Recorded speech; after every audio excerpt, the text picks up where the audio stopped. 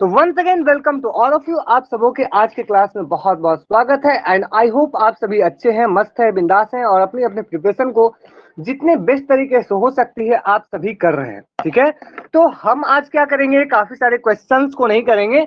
आज हम लोग जो करंट इवेंट्स थे, चूंकि आपके जो करंट अफेयर में पूछी जाएगी मेनली, वो आईआर से मे भी पॉसिबल है कि कुछ इवेंट्स जो हुए हैं जिसको हम लोग काफी सारे पहले पढ़े भी है। ठीक है, तो उन इवेंट्स के बारे में पूछा जा सकता है। एक चीज मैं पहले बताता हूँ, ऐसा नहीं है कि मैं जो आज पढ़ा रहा हूँ उसी के पीछे लग जाइएगा और बाकी चीज छोड़ दीजिएगा, ऐसा बिल्कुल नहीं होनी चाहिए।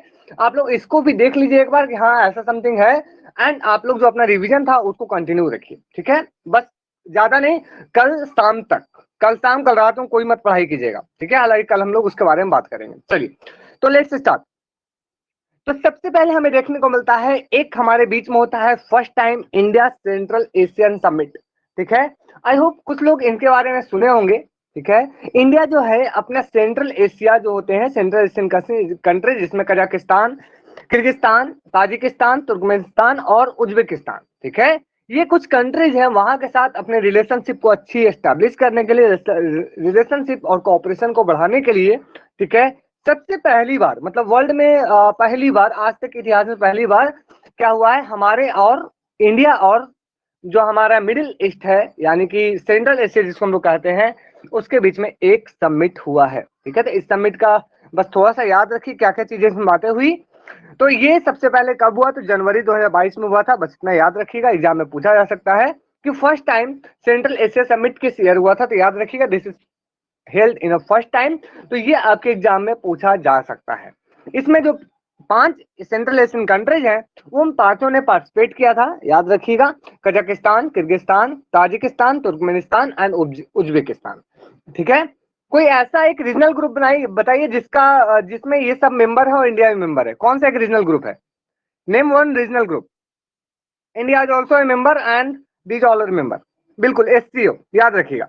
ठीक है, संघाई कोऑपरेशन ऑर्गेनाइजेशन, बिल्कुल संघाई कोऑपरेशन ऑर्गेनाइजेशन जो है उसका ये सब मेंबर भी है, इंडिया भी है। ठीक है, चलिए, तो ये पहली बार हेल्ड हुआ था और ये हर 2 साल में हेल्ड किया जाएगा। याद रखिएगा, इसकी मीटिंग ऐसी फिक्स की गई कि हर 5 साल में मोदी जी, और मतलब मोदी जी रहेंगे तो मोदी जी, और बाकी अगर कोई चेंज होंगे तो वो आएंगे, और हर 2 साल में ये मीटिंग्स होगी। ठीक है, इसमें कॉपरेशन एरिया जो है आपकी trade, connectivity, development, cooperation, defence, security, culture and people to people contact, ये चीज बढ़ाने की कोशिश की गई। और ऐसा माना जा रहा है, ऐसा कहा गया, ऐसा प्रपोजल रखा गया कि इसकी जो हेडक्वार्टर होगी, मतलब जो सेक्रेटेरिएट होगी, वो न्यू दिल्ली में बनाया जाए। ठीक है, अभी हालांकि ये बना नहीं है। ठीक है, तो सेंट्रल जो आपका सेंट्रल ईस्ट कंट्रीज और इंडिया के बीच में समिट हुआ, जिसको हम लोग इंडिया सेंट्रल एशिया समिट कहते हैं, इससे एग्जाम में क्वेश्चन आ सकते हैं कि कब हुआ था, इसमें कौन कौन से मेंबर हैं। ठीक है, बस इतना आ सकता है, इससे ज्यादा इसमें नहीं पूछेगा, डीप में आप लोगों से क्वेश्चन नहीं पूछेगा। ओके, आप लोगों को पता होगा सेपा इंडिया ने कई सारी कंट्रीज के साथ साइन किया है। ठीक है, कौन कौन से कंट्रीज के साथ, पहले आप लोग बताएं। India has sign comprehensive economic partnership agreement with which countries, कौन कौन से कंट्रीज के साथ? यूएसए, यूएसए के साथ सेपा साइन हुआ है। यूएसए के साथ नहीं हुआ है। Japan, south Korea, Japan, south Korea and आपका है यूएई। ठीक है, वो जो आप बोल रहे हैं, कौन बोल रहे हैं, सिंगापुर, देखिए कौन बोल रहे हैं, नहीं वो अलग है। ठीक है, वो अलग है। यूएसए, जापान, ऑस्ट्रेलिया नहीं है, वो अलग है। हमारा जो सेपा साइन हुआ है वो जापान के साथ, साउथ कोरिया के साथ, और फिर अभी हुआ है यूएई के साथ, यूनाइटेड अरब अमीरात के साथ। ठीक है, तो ये चीज आप लोग याद रखिएगा। ठीक है, चलिए, तो देखते हैं कि चीज समझते हैं, इसमें ज्यादा कुछ नहीं है, बस इतना याद रखिए कि इंडिया एंड यूएई के बीच में एक साइन हुआ है कॉम्प्रिहेंसिव इकोनॉमिक पार्टनरशिप एग्रीमेंट। ठीक है, ये कब साइन हुआ, तो 18 फरवरी 2022 में। ठीक है, और इसमें ये कहा गया कि इंडिया एंड यूएई के बीच में जो ट्रेड होगा, चूंकि इंडिया यूएई जो है भारत का एक लार्जेस्ट ट्रेडिंग पार्टनर है और ये थर्ड लार्जेस्ट है। ठीक है, तो ये याद रखिएगा। और इसमें जो बात किया गया कि ये टैक्स नहीं लेंगे, मतलब ओरिजिन ऑफ स्टेट, मतलब अगर इंडिया से कोई सामान बन के यूएई में जाता है और यूएई से बन के कोई सामान अगर इंडिया में आता है, तो उसमें कोई भी टैक्स नहीं लिया जाएगा, मतलब ये टैक्स फ्री होगा ऐसा। ठीक है, और इंडिया और जापान और इंडिया एंड साउथ कोरिया मतलब इंडिया ने 3 कंट्रीज के साथ ऑलरेडी सेपा को साइन किया है, यानी कि कॉम्प्रिहेंसिव इकोनॉमिक पार्टनरशिप एग्रीमेंट। ठीक है, तो इस बात को आप लोग याद रखिएगा। ठीक है, क्या आगे बढ़ा जाए? Can we move ahead? कुछ ज्यादा नहीं रखना है, बस थोड़ा थोड़ा चीजें बस माइंड में रखना है कि ऐसी चीजें हुई है। ठीक है, बस चलिए। हालांकि मुझे लगता है मैक्सिमम समय से एक दो क्वेश्चन आ सकता है, लेकिन एक जो क्वेश्चन भी जो है वो भी बहुत इंपॉर्टेंट है, क्योंकि आपके डिसीजन वो डिसिसिव होंगे। चलिए, अब होता है आपका एक फिफ्थ बिम्स्टेक समिट। आप सबको पता है बिम्स्टेक यानी कि बिम्स्टेक जो है एक रीजनल ग्रुप है हमारा, इधर का जो हमारा सार्क को और आसियान को, ये दोनों को क्या करता है, ज्वाइन करता है, मतलब वो दोनों के बीच में एक मीडिएटर का काम करता है। हमें देखने को मिलता है बिम्स्टेक में मेंबरशिप की बात करें तो बिम्स्टेक में आपका कौन कौन से मेंबर्स हैं, क्या आप लोग कमेंट में बता सकते हैं जल्दी से? चलिए आप लोग बताइए, who is the member? Sri Lanka है, भूटान है, बिल्कुल, इंडिया, बांग्लादेश, श्रीलंका, नेपाल, थाईलैंड, बिल्कुल। पाकिस्तान नहीं है, नो। पटेल इसमें पाकिस्तान नहीं है, यही एक्सेप्शन है, याद रखिए। जो एक्सेप्शन है उनको याद रखिए। Patel is not, sorry, Pakistan is not a member. ठीक है, बिल्कुल 7 मेंबर्स हैं और म्यांमार भी इसका मेंबर है, बिल्कुल। तो याद रखिए। चलिए हम लोग देख लेते हैं एक बार एक एक करके सबको। तो आप लोग देख रहे हैं यहाँ पे बांग्लादेश यहीं पे है आपका, भूटान यहीं पे है, नेपाल यहीं पे है, और बाकी जो थाईलैंड है, आपका म्यांमार है और श्रीलंका है। इसको आप लोग याद रखिए। चलिए देखते हैं एक एक करके। तो हमें देखने को मिलता है प्रेजेंट में अभी क्या हुआ है कि फिफ्थ बिम्स्टेक समिट हुआ है। याद रखिए, बिम्स्टेक का जो फिफ्थ समिट हुआ है वो अभी हुआ है। कब हुआ है? 30 मार्च 2022, मतलब मार्च के महीने में हुआ है। ठीक है, और इसकी सबसे खास बात यह है कि बिम्स्टेक की अभी तक अपनी चार्टर नहीं थी। चार्टर मतलब क्या होता है, कौन बताएंगे? What is the meaning of charter? जैसे यूएनओ की चार्टर है वैसे इसकी भी चार्टर है। चार्टर का मतलब बिल्कुल कॉन्स्टिट्यूशन टाइप। ठीक है, उसकी वर्किंग्स की एक पूरा रूपरेखा। ठीक है, समथिंग लाइक दैट। जैसे हम लोग देखते हैं कि यूएनओ के चार्टर में कितनी आर्टिकल्स हैं? There are how many articles? UNO, बिल्कुल 111, एंड देयर आर 19 चैप्टर्स। तो उसी तरह से क्या हुआ कि बिम्स्टेक की अपनी एक चार्टर अडॉप्ट की गई। याद रखिएगा 2022 में अडॉप्ट किया गया। ठीक है, ये एस्टेब्लिश कब हुआ था आपका बिम्स्टेक? तो 1997 में। ठीक है, 1997 में ये एस्टेब्लिश हुआ था। इसमें टोटल 7 मेंबर्स है। और अभी एक चीज और है, इस समिट में क्या हुआ है कि बिम्स्टेक जो है अपने आप को एक रीजनल ऑर्गेनाइजेशन का पुकारा है। इसके पहले बिम्स्टेक जो है एक सब रीजनल ऑर्गेनाइजेशन इसको कहा जाता था, या खुद को कॉल करता था। वो ये कहता था कि हम सब रीजनल ऑर्गेनाइजेशन है। लेकिन ये प्रथम बार था आपका 2022 में जब ये कहा गया कि जो बिम्स्टेक है वो एक रीजनल कॉर्पोरेशन है। इसको याद रखिएगा। इसलिए अब हम लोग, सॉरी, रीजनल ऑर्गेनाइजेशन है, इसलिए अब हम लोग रीजनल ऑर्गेनाइजेशन में से पढ़ सकते हैं। नेक्स्ट हमें देखने को मिलता है इसमें किस चीज की बात की गई। तो एक चीज याद रखिएगा, अभी जो 2022 में जो समिट हुई, फिफ्थ बिम्स्टेक समिट, उसमें क्रिमिनल को लेकर, डिप्लोमेटिक रिलेशनशिप को लेकर और टेक्नोलॉजी ट्रांसफर को लेकर 3 मेन मुद्दे थे जिसपे बात किया गया। तो आपके एग्जाम्स में आ सकते हैं, which among the following was not a pillar talk in fifth BIMSTEC summit? याद रखिएगा, सीडीटी, जैसे भी याद रखना है आप लोग याद रख सकते हैं। ठीक है, सीडीटी जैसे भी याद रखना है आप लोग याद रख सकते हैं। ठीक है, तो ये आपके बिम्स्टेक समिट से इंपॉर्टेंट है, एंड दिस में भी आस्क्ड इन एग्जाम। ठीक है, आपके एग्जाम में आ सकते हैं। चलिए, अब हमें देखने को मिलता है, आप लोगों को पता है कि इंडिया एंड पाकिस्तान के बीच में क्या हुआ, जो इंडस वाटर को लेकर जो ट्रीटी है, मतलब इंडस वाटर के यूजेज को लेकर जो डिस्प्यूट था, उसको लेकर एक एग्रीमेंट साइन की गई थी। कब साइन की गई थी?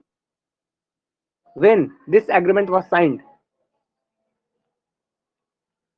बिल्कुल बिल्कुल। वैसे आप लोगों को स्क्रीन में दिख रही होगी, स्वैग 2015 क्यों लिख रहा है? Y are writing 2015? 2015 में तो नहीं हुआ। ओके, चलिए, ओके, ध्यान से देखिए, आप लोग स्क्रीन पे ही दिख जाएगी। ठीक है, you have not to go anywhere, please listen. अच्छा, आप कहीं, आपका ध्यान लगता है कहीं और है। No swag, please concentrate. अगर आप कहीं कुछ कर रहे हैं तो प्लीज कंसंट्रेट कीजिए। ओके, चलिए। तो परमानेंट, ठीक है, इसकी अभी मीटिंग हुई थी, और हमें इसके पहले आपको बताते हैं कि ये जो कमीशन थी वो एस्टेब्लिश की गई थी लाइक इंडस वाटर ट्रीटी के माध्यम से, जो ट्रीटी कब हुआ था आपका 19 सितंबर 1960 का हुआ था, याद रखिएगा। और इसमें मेनली ये कहा गया जो ईस्टर्न रिवर है जैसे रावी सतलज ब्यास उसकी पानी का यूज भारत करेगा, एंड रावी झेलम ये जो रिवर है, ठीक है, उसका जो यूज है पानी का वो कौन करेगा? इसमें 3 कंट्रीज थे, हाँ, Ravi, sorry, Jhelum, Indus and Chenab, ठीक है, याद रखिए, बस याद रखिए, Jhelum, Indus and Chenab, these are 3 rivers जिनके पानी जो है पाकिस्तान यूज करेगा, और रावी सतलज ब्यास जो है जिसकी पानी कौन का यूज करेगा? भारत करेगा। हालांकि उसको मैंने लिखा है आगे, ध्यान रखिएगा। तो याद रखिए जो पीआईसी यानी कि परमानेंट इंडस कमीशन की जो मीटिंग हुई है अभी न्यू दिल्ली में हुई है, और मई 31 और 30 और 31 मई 2022 को हुई है, ठीक है। जो चार्टर साइन किया गया, मतलब ये जो आपका एक एग्रीमेंट साइन हुआ था 1960 में यूज ऑफ वाटर को लेकर, जिसमें ये बात किया गया था इंडिया जो है 3 रिवर में बात अपना यूज करेगा पानी का, जो आपका ईस्टर्न रिवर है रावी सतलज एंड ब्यास, और पाकिस्तान जो है वो झेलम, इंडस एंड चिनाब पे यूज मतलब का पानी यूज करेगा, ठीक है। तो याद रखिएगा परमानेंट इंडस कमीशन का मीटिंग कब हुआ था? तो मई 2022 में हुआ था, और इसमें ये सारी चीजें बातें की गई, ठीक है।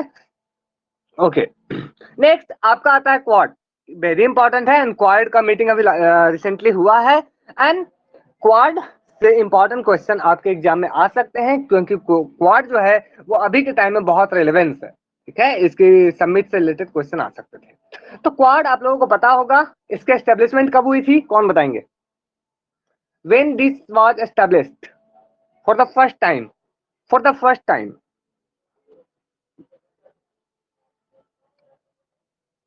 anyone? Am I audible? No, no. इसको फॉर्मेशन कब की गई थी? ये बनाया कब गया? वत्सला बोल रहे हैं 2017। वो री एस्टेब्लिश किया गया था 2017 में, फिर से उसको सुधार किया गया था 2017 में। I am talking first time ये कब एस्टेब्लिश हुआ था? देखिए, फातिमा ने सही लिखा है, शान ने सही लिखा है। फातिमा एंड शान both has given the correct answer 2007, ठीक है। 2007 में क्या होता है? शिंजो आबे, ठीक है, इफ आई एम करेक्ट, बिल्कुल, शिंजो आबे जो आपके जापान के आपके होते हैं प्राइम मिनिस्टर, उन्होंने सबसे पहले क्वाड नामक एक ग्रुप का आइडिया दिया, ठीक है। और इसको इसका जो फुल फॉर्म है वो बोल सकते हैं क्वाड्रिलेटरल सिक्योरिटी डायलॉग। इसमें मेनली ये कहा गया जो आपका पैसिफिक रीजन है, ठीक है, इंडो पैसिफिक रीजन है, उस रीजन पर जो कब्जा करने की बात चाइना करता है उसको काउंटर करना, यानी कि चाइना के लिए ये सारे कंट्री मतलब 4 कंट्रीज ने मिलकर चाइना को क्या किया? चाइना को अटैक, चाइना को बैलेंस करने के लिए बोल सकते हैं, उसको काउंटर करने के लिए इसकी एस्टेब्लिशमेंट की गई। तो याद रखिएगा फर्स्ट टाइम इसको 2007 में एस्टेब्लिश किया गया, लेकिन इसको ऑफिशियली ये बोल सकते हैं री एस्टेब्लिश कब किया गया था? तो 2017 में, ठीक है, बस इतना याद रखिए आप लोग। तो क्वाड्रिलेटरल सिक्योरिटी डायलॉग जो है एक स्ट्रेटेजिक सिक्योरिटी डायलॉग है बिटवीन, इसमें 4 कंट्रीज है, एक भारत है, एक अमेरिका है, एक जापान है और एक ऑस्ट्रेलिया है, याद रखिएगा, ठीक है। Bharat, Japan, USA and Australia, these are 4 countries, ठीक है। अभी रिसेंट जो इसकी समिट हुई है वो हमें देखने को मिलता है 24 मई 2022 को हुई थी, एंड मुझे याद आ रहा है मैंने इस पे एक शॉर्ट्स वीडियो भी बनाया था, मुझे लगता है काफी लोगों ने देखा भी होगा, ठीक है। और ये जो आइडिया है याद रखिएगा शिंजो आबे के द्वारा सबसे पहले दिया गया था। हालांकि देखने को मिलता है कि ऑस्ट्रेलिया जो है पहले पीछे हटता था, लेकिन अब ऑस्ट्रेलिया इसके साथ में आ गया। ओके, क्वाड की एक बोल सकते हैं एक ज्वाइंट मिलिट्री एक्सरसाइज होती है जिसका नाम क्या है? आप लोगों को पता है, मुझे पता है, आप लोगों को पता है, क्योंकि मैंने 1-2 बार नहीं कई बार पूछा है। बिल्कुल, मालाबार, याद रखिएगा इसकी एक ज्वाइंट मिलिट्री एक्सरसाइज होती है जिसका नाम है मालाबार, ठीक है। वज्र प्रहारा किसके बीच में होती है? वज्र प्रहारा, वज्र प्रहार बिल्कुल यूएसए के साथ में होती है, बिल्कुल, very good. India and USA, Indra, Indra, Indra बिल्कुल रसिया के साथ होता है। हैंड इन हैंड बिल्कुल चाइना के साथ। ये 3 इंपॉर्टेंट है खास करके। युद्ध अभ्यास, युद्ध अभ्यास, युद्ध अभ्यास बिल्कुल यूएसए। तो याद रखिएगा ये कुछ 3-4 हैं जो काफी हाईलाइटेड है, काफी इंपॉर्टेंट है, आपके एग्जाम में आ सकता है, ठीक है। चलिए अब हम लोग आगे बढ़ते हैं। संप्रीति भी एक होता है बिल्कुल, लेकिन वो मुझे लगता है राइट नाउ किसके बीच में होता है? बांग्लादेश, बिल्कुल। ओके, चलिए अब देखते हैं लोग 2+2 डायलॉग। ठीक है, this is very important and this is also in recent time in news. 2+2 dialogue जो है, ठीक है, 2+2 जो डायलॉग है वो काफी इंपॉर्टेंट है। देखिए मैं हमने डायलॉग का यहाँ स्पेलिंग गलत लिख दिया है, ठीक है, आप लोग हंसिएगा मत। चलिए, तो 2+2 डायलॉग जो है ये मेनली हमें देखने को मिलता है दो कंट्रीज के बीच में होता है, ठीक है, जिसमें कौन कौन पार्टिसिपेट करते हैं तो आप पिक में ही देख सकते हैं। एक आपके राजनाथ सिंह यानी कि डिफेंस मिनिस्टर एंड दूसरे हैं आपके कौन है, एस जयशंकर यानी कि हमारे फॉरेन मिनिस्टर। ठीक है, ये याद रखिएगा, दो कंट्रीज के बीच में एक मीटिंग होती है जिसमें हमारे डिफेंस एंड फॉरेन मिनिस्टर शामिल होते हैं। ये आपके एग्जाम में पूछ सकता है। ठीक है, this can be asked in exam कि 2+2 डायलॉग किसके किसके बीच होती है, prime minister, president, something like that. तो आपको प्रिपेयर्ड रहना है कि ये जो होता है वो किसके किसके बीच में है, यानी कि defence minister and I can say foreign minister. ठीक है, चलिए तो हमें देखने को मिलता है 2+2 डायलॉग किसके किसके बीच में हुआ है फिलहाल। तो हमें देखने को मिलता है 2+2 डायलॉग जो है बहुत सारे कंट्री जैसे कि रसिया के साथ, रसिया का स्पेलिंग यहाँ पे गलत लिखा हुआ है, चलिए, रसिया, जापान, यूएसए एंड ऑस्ट्रेलिया, याद रखिएगा चार कंट्रीज के साथ हमारा ये आपका 2+2 डायलॉग होता है। ठीक है, अभी रिसेंटली रिसेंटली अभी कंट्री नेम यहाँ पे मैंने बताया, तनु ध्यान से सुन लीजिए, देख लीजिए यहाँ पे रसिया, जापान, ऑस्ट्रेलिया एंड यूएसए। ठीक है, ये चार कंट्रीज ऐसे हैं जिसके साथ भारत का 2+2 डायलॉग यानी कि भारत के राजनाथ सिंह एंड एस जयशंकर आपके डिफेंस मिनिस्टर एंड आपके फॉरेन मिनिस्टर मीटिंग करते हैं। याद रखिए, ये आपके लिए इंपॉर्टेंट है। अभी रिसेंट जो हुआ है वो आपका इंडिया एंड यूएसए के बीच में हुआ है। ठीक है, बाकी तीन countries Russia, Japan and Australia के साथ पहले से होता है। ठीक है, चलिए अब देखिए इंडिया आसियान से कुछ आ सकता है। ये इंडिया आसियान से आप सबों को बेबी याद होगा, अगर याद नहीं होगा तो इसको याद कर लीजिएगा। हमारी और आसियान के बीच में जो रिलेशनशिप है वो पहले अच्छी नहीं थी, लेकिन धीरे धीरे हमें देखने को मिलता है भारत का जो एक रिलेशनशिप है आसियान के साथ, association of south east Asian nation के साथ, जिसकी एस्टेब्लिशमेंट 1967 में की गई थी। इसकी हेडक्वार्टर आपका कहाँ पे है, कौन बताएंगे? Indonesia Jakarta, very good, Indonesia Jakarta में इसके हेडक्वार्टर है। ठीक है, जिसमें टोटल 10 क्या है आपके मेंबर्स हैं, जिसमें से आपके 5 फाउंडिंग मेंबर्स हैं, जिसको मैंने याद करवाया था, आई एम पुलिस थाना। ठीक है, Indonesia, Malaysia, Philippines, Singapore and Thailand. ठीक है, इसको हमने याद करवाया था। ठीक है, चलिए, तो ये इसमें हम देखने को मिलता है सबसे पहले इंडिया सेक्टरल पार्टनर बनता है 1992 में, इसके बाद डायलॉग पार्टनर बनता है 1996 में, इसके बाद समिट लेवल पार्टनर बनता है 2002 में, इंडिया आसियान स्ट्रेटेजिक पार्टनर बनता है वो जो है 2012 में, एंड एशिया इंडिया आसियान का फ्रेंडशिप ईयर जो सेलिब्रेट किया जाता है वो अभी 2022 में। ठीक है, याद रखिएगा 30 ईयर्स ऑफ रिलेशनशिप इसको स्टडी मतलब ऐसा करके इसको सेलिब्रेट किया जाता है। तो ये सारी चीजें हैं, ये सारी चीजें हैं, आप लोग इसको याद रखिएगा। चलिए अब आगे बढ़ते हैं कुछ इंपॉर्टेंट। ठीक है, तो are you all ready with the next, क्या आगे बढ़ा जाए? मुझे लगता है लोग बोर हो रहे हैं, सर क्या क्या आप बता रहे हैं, ये सब तो एग्जाम में पूछेगा नहीं। चलिए, ओके ओके ओके, चलिए लेट्स गो। तो हमें देखने को मिलता है कुछ और जो आपके लिए इंपॉर्टेंट है, उसको मैंने डायरेक्टली लिख दिया है एक एक वर्ड में, ज्यादा लंबा चौड़ा नहीं किया है क्योंकि उतना आपके एग्जाम में पूछेगा नहीं।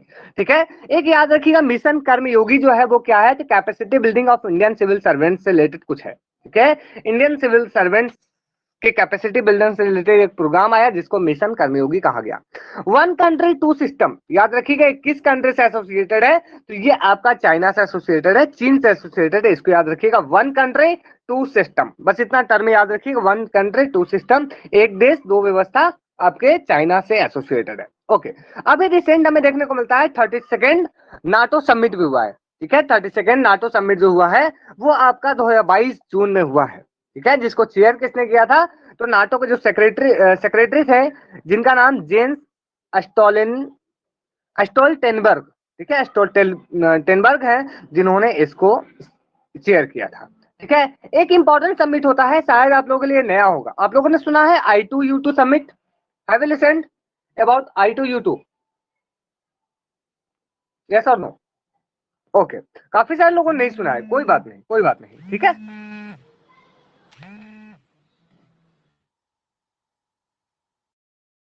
I2 मतलब Israel, India and U2, you से USA एंड यू से UAE, ठीक है।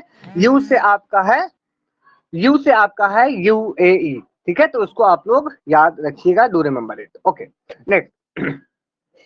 तो हमें देखने को मिलता है I2U2 जो समिट है वो अभी से शुरू हुआ है, 2022 से ही शुरू हुआ है, ठीक है। जिस तरह से पहले आपको क्या मैंने बताया कि इंडिया और सेंट्रल एशिया समिट सबसे पहले 2022 में शुरू हुआ, उसी तरह से I2U2 समिट भी जो है वो अभी शुरू हुआ, ठीक है। तो इसमें India, Israel, USA and UAE आता है। ये 14 जुलाई 2022 को समिट हुआ था और इसमें मेनली ओके। इसके बाद एक और टर्म है आपका, इसको हम लोग वेस्ट एशियन क्वाड भी कहते हैं। Do remember it?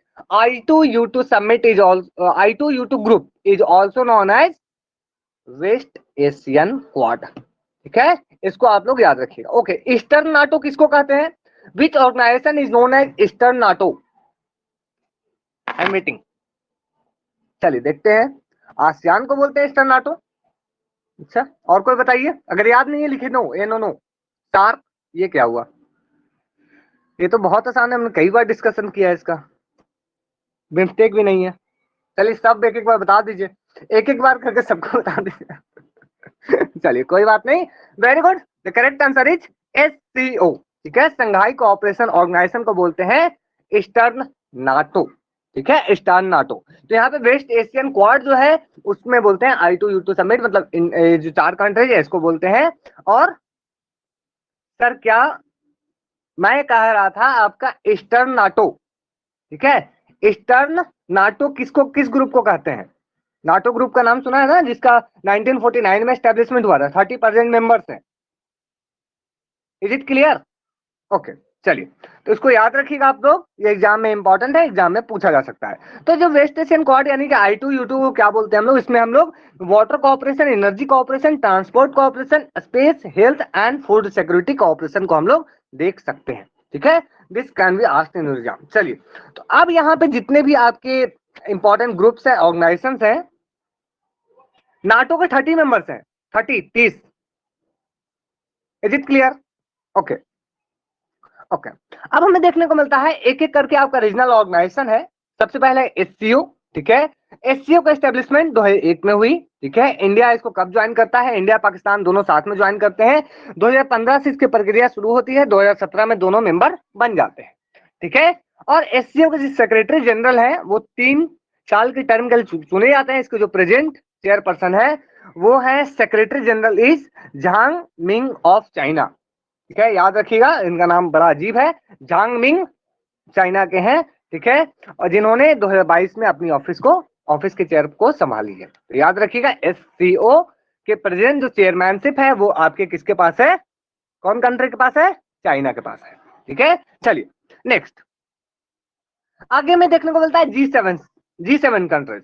वतला आज आपने पूछा था सर 1973 में G7 की एस्टेब्लिशमेंट हुई थी। नो, इसकी एस्टेब्लिशमेंट जो हुई थी वो 1975 में हुई थी, ठीक है। 1975 में हुई थी और इंडिया इसका मेंबर नहीं है क्योंकि ये एक डेवलप्ड कंट्रीज का ग्रुप है।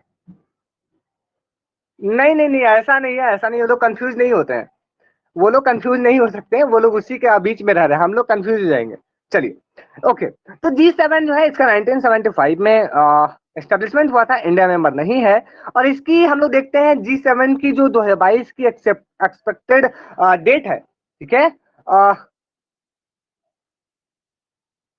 G7 leader summit 2022 is expected to take place in June 2022 in the Bavarian Alps. Germany will take over the G7 presidency on 1 January 2022। Okay, शायद पुराना हमने कहीं से लिखा है। ओके, कोई बात नहीं। तो याद रखिए, इसकी जो प्रेजेंट चेयरमैनशिप थी वो जर्मनी के पास थी, ठीक है। जर्मनी इसकी प्रेजेंट चेयरमैनशिप उसके पास था। ओके, G7 कंट्रीज का मेंबरशिप आप लोग से पूछ सकता है। ओके, एक चीज याद रखिए, G7 में कौन कौन सा मेंबर कंट्रीज है ये आप लोगों से एग्जाम में पूछ सकता है, डायरेक्ट दे सकता है एग्जाम में। Which among the following is not a member of G7, group 7?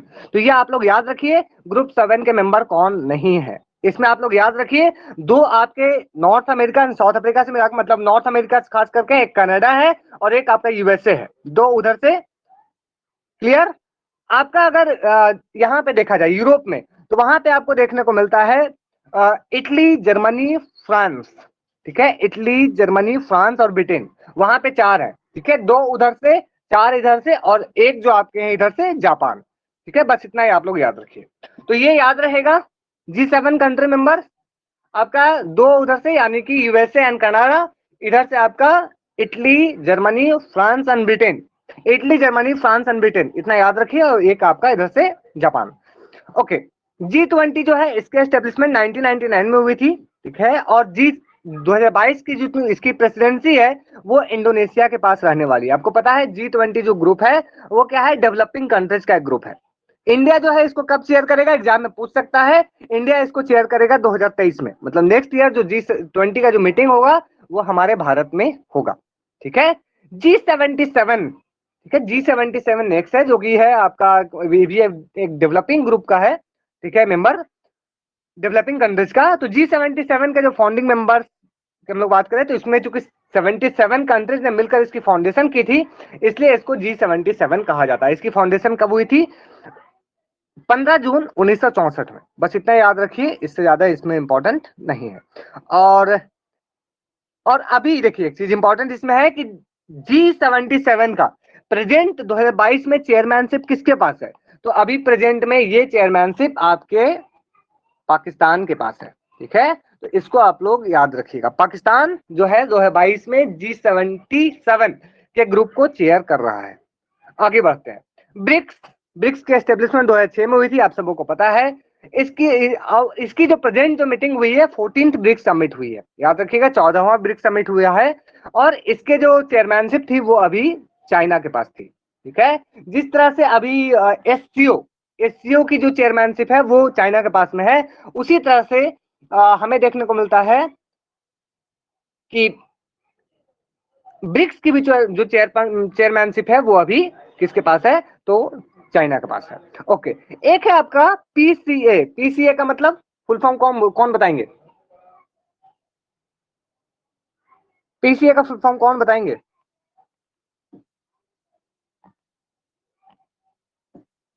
Return है, रिटर्न भी है, अच्छा कहाँ पे है,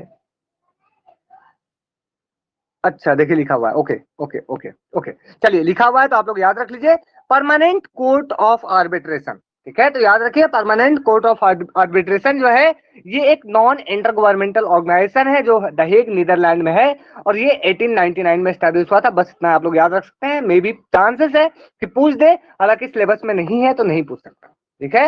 ओके नेक्स्ट, 1985 में एक एस्टेब्लिशमेंट हुआ था आपका सार्क का, आप सबको पता है, south Asian association of regional cooperation, जिसकी आइडिया जियाउर रहमान ने दिया था, जिसके प्रेजेंट मेंबरशिप है 8, ठीक है।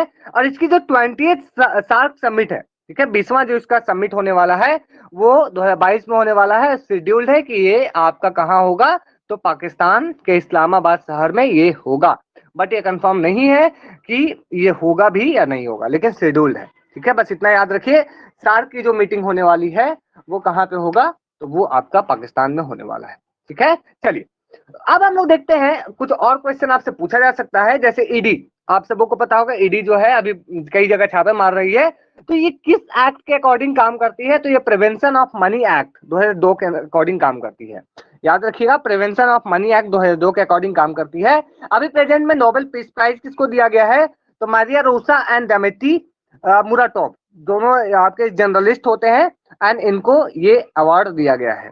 ओके, इसके पहले आपसे पूछा जा सकता है कि 50वां दादा साहब फाल्के अवार्ड किसको दिया गया था, क्या आप लोग याद है, इसके पहले अभी आपके दिया गया है रजनीकांत को, लेकिन इसके पहले किसको दिया गया था, याद है क्या, बिल्कुल अमिताभ बच्चन, वेरी गुड, अमिताभ बच्चन को इसके पहले दादा साहब फाल्के अवार्ड दिया गया था। एक और है, अभी आप लोगों को पता होगा एफएटीएफ एक लिस्ट आती है, तो एफएटीएफ इसकी फुल फॉर्म पूछी जा सकती है, फाइनेंशियल एक्शन टास्क फोर्स, याद रखिएगा, ये एक्चुअली ये है कि आप टेररिज्म को कितना फंडिंग देते हो टेररिस्ट को, इसके रिगार्डिंग ये ग्रुप बनाई गई है, जिसमें आप देखने को मिलता है grey list, black list, something कई लिस्टिंग होती है, जिससे वर्ल्ड जो स्फेयर है वो आपको फिर मदद करने में पीछे हट जाती है। ओके, वेस्ट एशियन क्वाड, हमने इसको पहले बताया आप लोगों को, I2U2, ठीक है, India, Israel, USA and UAE, okay, 21 जून को योगा डे सेलिब्रेट किया जाता है, ये तो सब लोगों को याद होगा। नेक्स्ट, अब हम लोग कुछ इंडियन पॉलिटिक्स की बात कर लेते हैं कि भारत से एक्चुअली क्या क्या चीजें हुई है। भारत में देखने को मिलता है अभी प्रेजेंट में 15वें आपकी प्रेसिडेंट ऑफ इंडिया यानी कि द्रौपदी मुर्मू जी चुनकर आई है। ठीक है, आप सबको को याद होगा कि द्रौपदी मुर्मू जी अभी 2022 में 25 जुलाई को इन्होंने ओथ, अभी तुरंत ही इन्होंने ओथ मतलब कि शपथ ग्रहण की है। इसके बाद अभी प्रेसिडेंट के साथ साथ वाइस प्रेसिडेंट की भी इलेक्शन हुई है। वाइस प्रेसिडेंट में हमें देखने को मिलता है कि जगदीप धनखड़, ठीक है, जगदीप धनखड़ जो है वो आपके 14th मतलब 14वें आपके वाइस प्रेसिडेंट है। कौन बता सकते हैं आप लोग भारत के प्रथम वाइस प्रेसिडेंट कौन थे? Was the first vice president of India? Radha, बिल्कुल, very good, very good, very good, Radhakrishnan, Sarvepalli Radhakrishnan, याद रखिएगा, वो लगातार 10 साल तक रहे थे। तो राधा सर्वपल्ली कृष्णन जो है वो हमारे फर्स्ट वाइस प्रेसिडेंट रहे थे। फर्स्ट प्रेसिडेंट आप लोगों को पता होगा राजेंद्र प्रसाद। ठीक है, चलिए आगे देखने को मिलता है अभी, ओके, आगे हमें देखने को मिलता है, बिल्कुल इसलिए मैंने बोला 10 साल, क्योंकि 5 + 5। ठीक है, नेक्स्ट हमें देखने को मिलता है अभी प्रेजेंट में क्या हुआ है, आपका चीफ जस्टिस ऑफ इंडिया को भी क्या किया गया, अपॉइंट किया गया, उनको शपथ दिलवाया गया, जो है जस्टिस उदय उमेश ललित, याद रखिएगा। और एक चीज इंपॉर्टेंट है इनके बारे में, बड़ा दिलचस्प है कि इतिहास में, भारत के इतिहास में सबसे छोटे टेन्योर के लिए अगर किसी को बनाया गया है, सबसे छोटे से ड्यूरेशन के लिए किसी को बनाया गया है, तो वो आपके उदय उमेश ललित ही है, क्योंकि इनकी मतलब बोल सकते हैं कि जो टेन्योर खत्म हो रही है वो 8 नवंबर 2022 को इनकी उम्र कितनी हो जाएगी, कौन बताएंगे? 50, 55, 65 साल, कितना? 65, बिल्कुल, याद रखिएगा, 65 साल इनकी उम्र हो जाएगी आपके 8 नवंबर में, मतलब इनकी डेट ऑफ बर्थ जो होगी वो भी 8 नवंबर को होगी, याद रखिएगा। ठीक है, चलिए, तो ये चीजें कुछ इंपॉर्टेंट है आपके एग्जाम के लिए। नेक्स्ट, भारत के present controller and auditor general of India कौन है? आपके एग्जाम में आ सकता है, तो याद रखिएगा जीसी मुर्मू, गिरीश चंद्र मुर्मू, ये आपके एग्जाम में आ सकता है। गिरीश चंद्र मुर्मू जो है वो अभी प्रेजेंट कैग ऑफ इंडिया है, जो 8 अगस्त 2020 में बने थे। कैग की जो प्रोविजन है वो आर्टिकल 148 में है, 148 में। ठीक है, चलिए, तो ये बताइए कि कैग कैग जो अपनी रिपोर्ट है वो किसको सौंपते हैं? पार्लियामेंट, प्राइम मिनिस्टर, प्रेसिडेंट या गवर्नर? किसको सौंपते हैं अपने रिपोर्ट को, कौन बताएंगे? To whom he submitted the report. Very good, very good, very good, बहुत अच्छा, क्या बात है, बहुत अच्छा। तो करेक्ट आंसर होगा जो आपका होगा वो प्रेसिडेंट ऑफ इंडिया। ठीक है, भारत के जो राष्ट्रपति होंगे और फिर वो क्या करेंगे, प्रेसिडेंट ऑफ इंडिया आपके पार्लियामेंट के पटल पर रखेंगे। फिर इसमें कौन सा accountant committee, public accountant committee, इस पे क्या करेगी, एक जांच करेगी। ठीक है, कितना सही है कितना गलत है, ये चीजें याद रखिएगा। चलिए आगे बढ़ते हैं। ओके, नेक्स्ट, आपके अभी एट प्रेजेंट की बात करें तो अभी एट प्रेजेंट 50th आपके 15th attorney general of India कौन है? तो ये आपके के वेणुगोपाल है, याद रखिएगा। आपके अटॉर्नी जनरल ऑफ इंडिया कौन है? तो के Venugopal is at present attorney general of India. ठीक है, तो इनको रीअपॉइंटमेंट किया गया है, याद रखिएगा। प्रेजेंट लोकसभा स्पीकर सबको याद होगा, Om Birla. Om Birla is at present Lok Sabha speaker. ठीक है, ओके। इसके बाद आपसे पूछा जा सकता है कि नीति आयोग कैसा बॉडी है, तो आप सबको पता है नीति आयोग जो एक स्टाफ एजेंसी की तरह काम करता है। नीति आयोग जो एक व्हाट आई कैन से, ये एक आपका नॉन कॉन्स्टिट्यूशनल बॉडी है। इसके पहले इसकी जो बॉडी थी, मतलब इसी टाइप की जो बॉडी थी, उसका नाम योजना आयोग था। योजना आयोग टोटल कितना योजना लाई थी, टोटल कितने प्लान्स लाई थी, कौन बताएंगे? There are total how many plans? बिल्कुल, याद रखिएगा, देयर बाय टोटल 12 प्लान्स। ठीक है, लास्ट जो थी आई थिंक 2012 से 17 के बीच में थी। ठीक है, चलिए, तो याद रखिएगा देयर बाय टोटल 12 प्लान्स। और इसके चेयरपर्सन, वाइस चेयरपर्सन पूछा जा सकता है। ठीक है, बिल्कुल, ये सारी चीजें थी। ओके, नेक्स्ट हमें देखने को मिलता है कि आपकी नीति आयोग के चेयरपर्सन कौन होते हैं? नीति आयोग के चेयरपर्सन कौन कौन है? बिल्कुल, पीएम, याद रखिएगा। जो आपके प्रेसिडेंट ऑफ इंडिया, देखिए एग्जाम में क्या पूछा गया था कि नीति आयोग के फर्स्ट चेयरपर्सन कौन होंगे, कौन थे, बताइए। क्या पूछा गया था कि नीति आयोग के फर्स्ट चेयरपर्सन कौन थे? तो ऑब्वियस सी बात है, मोदी जी प्राइम मिनिस्टर थे 2014 में, 2015 में 1 जनवरी को बनाया गया नीति आयोग। तो आपके चेयरपर्सन भी होंगे वो आपके मोदी जी होंगे, बिल्कुल। तो अभी क्या पूछा जाएगा आपसे कि वाइस प्रेसिडेंट वाइस चेयरपर्सन कौन है नीति आयोग के? तो याद रखिएगा श्री सुमन बैरी जो है, ये जो है अभी प्रेजेंट वाइस चेयरपर्सन का काम करते हैं, ठीक है। और is in rank and status of cabinet minister, और इनकी जो स्टेटस होती है वो कैबिनेट मिनिस्टर की तरह होती है। Next, Indian American economist Arvind Panagariya जो थे वो प्रथम फर्स्ट वाइस चेयरपर्सन थे। याद रखिएगा अरविंद पनगरिया जो थे वो आपके फर्स्ट वाइस चेयरपर्सन थे जो 2015 में बनाए गए थे। ओके, इसके चीफ एग्जीक्यूटिव ऑफिसर यानी कि सीईओ, याद रखिएगा सीईओ कौन है आपके नीति आयोग के? तो ये आपके मिस्टर परमेश्वरन अय्यर, याद रखिएगा ये अभी एट प्रेजेंट इसके सीईओ हैं, ठीक है। ये सब एग्जाम में पूछा जा सकता है। तो मुझे लगता है करंट अफेयर में आप लोगों को आईआर और ये मिलाकर जितना भी चीजें थी जो आपको डायरेक्ट में बता सकता था वो इतना था। एंड आप लोग कम से कम इतनी भी रिवीजन कर लेंगे तो मुझे लगता है कि बहुत ज्यादा करंट अफेयर्स नहीं पूछा जाएगा, but yes sometimes they ask in from the games, but वो आपके पार्ट 1 में पूछी जा सकती है, पार्ट 2 में नहीं पूछी जा। मैं जहां तक लास्ट ईयर का क्वेश्चन देख रहा हूँ कि उन्होंने करंट अफेयर पूछा नहीं है ज्यादा। क्या आप लोग प्रीवियस ईयर क्वेश्चन में दिखा है करंट अफेयर ज्यादा?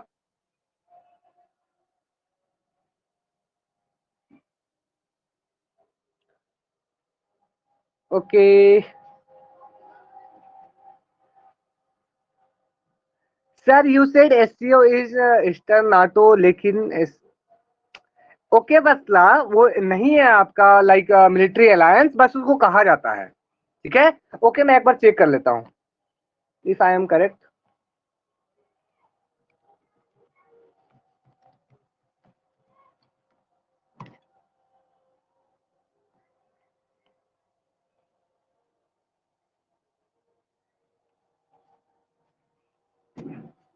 बिल्कुल नाटो ऑफ द ईस्ट कहा जाता है, ठीक है।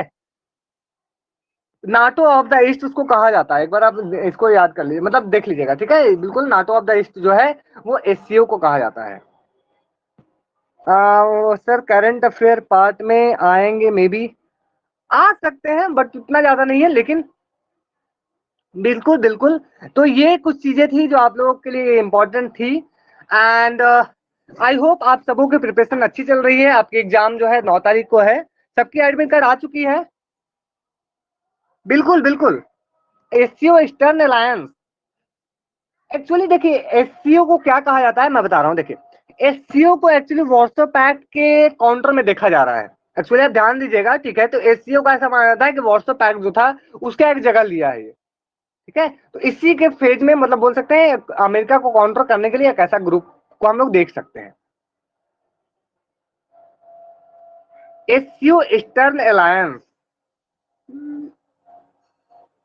बोल सकते हैं बट नॉट परफेक्टली, क्योंकि इसमें आपके मिडिल ईस्ट के काफी सारे कंट्रीज हैं। बिफोर दैट, उसके पहले आपने क्या पूछा है sir? Okay okay okay, fastest way to cover UGC NET PYQs.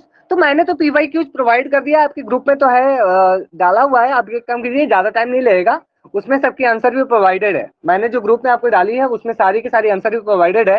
तो आप एक काम कीजिए, उसमें टाइम लीजिए, ठीक है। दिन भर में 2 पीवाईक्यूज कर लीजिए, दैट्स ऑल। आपके देखिए एक चीज मैं बता रहा हूँ, बहुत सारे लोगों को पता नहीं है। मैं बार बार बोलता हूँ कि आप लोगों की जो पेड ग्रुप है, ठीक है, जिसकी मेंबरशिप आपको प्रोवाइड की गई, आपको पता है कि वो आपको लाइफ टाइम के लिए, जब तक आप सीखना चाहे तब तक आप उससे जुड़े रहोगे, उसको वो हमेशा आपके लिए है।